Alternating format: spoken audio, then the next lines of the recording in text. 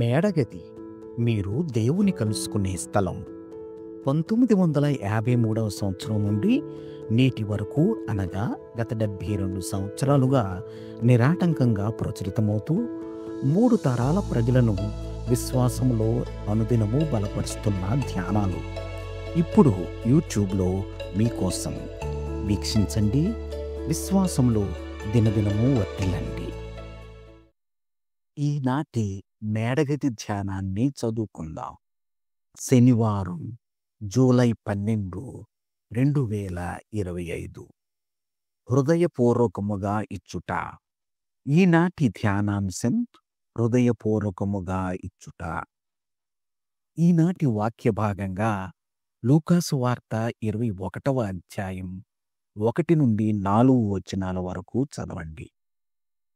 నాటి ముఖ్య వచనం: వారందరూ తమకు కలిగిన సమృద్ధిలో నుండి కానుకలు వేసిరి గాని ఈమె తన లేమిలో తనకు కలిగిన జీవనమంతయు వేసెనని వారితో చెప్పెను. లూకాసు వార్త 21:4 వచనం.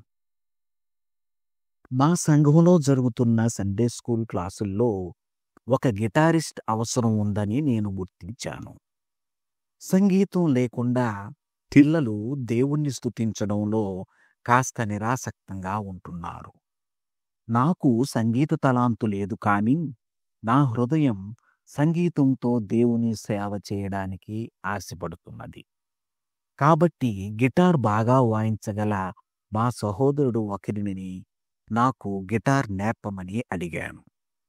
నేను గిటారు వాయించడంలో ప్రావీణ్యం సంపాదించుకోలేకపోయినప్పటికీ ఒక గిటారిస్టుగా నేను వారి మధ్య ఉండడం పిల్లలు మరింత సంతోషంగా దేవుని స్తుతి పాటలు పాడడానికి సహాయపడింది. అలాగే నా హృదయం కూడా సంతోషంతో నిండిపోయింది. నా అనుభవం తాను దేవునికి కానుకగా ఇచ్చినది 2 కాసులే అయినా దేవుని దృష్టిలో అనుగ్రహం పొందిన పేద విధవరాలను నాకు గుర్తు చేస్తుంది. ఒకవేళ మనం దేవునికిచ్చేది మనుషుల దృష్టిలో లెక్కలోనిది కాకపోవచ్చు, కానీ అది దేవుని హృదయాన్ని సంతోషపరుస్తుంది. ఫలితంగా మన హృదయాలు కూడా సంతోష సమాధానాలతో నిండుతాయి. మనం దేవునికి అన్నిటికంటే ముఖ్య ప్రాధాన్యతనిచ్చినప్పుడు మన జీవితాలు ఆశీర్వదించబడతాయి. దేవుణ్ణి సేవించడానికి మనం పరిపూర్ణులం కానక్కరలేదు. కాబట్టి మన తలాంతులను లేక మనకున్నదాన్ని ఈ లోకంలో దేవుని పనికి ఇవ్వాలని దేవుని ఆత్మ మనలను ప్రేరేపించినప్పుడు స్వేచ్ఛగా వాటిని దేవునికి సమర్పిద్దాం.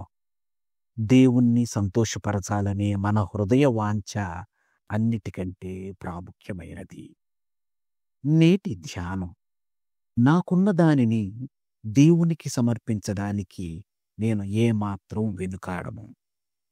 ప్రార్థన.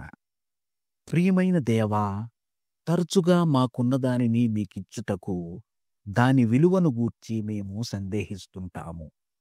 మేము నీకిచ్చే బహుమానాల కంటే మా హృదయాల యథార్థత పైన నీవు దృష్టి పెడతావని గ్రహించుటకు మాకు సహాయం చేయుము.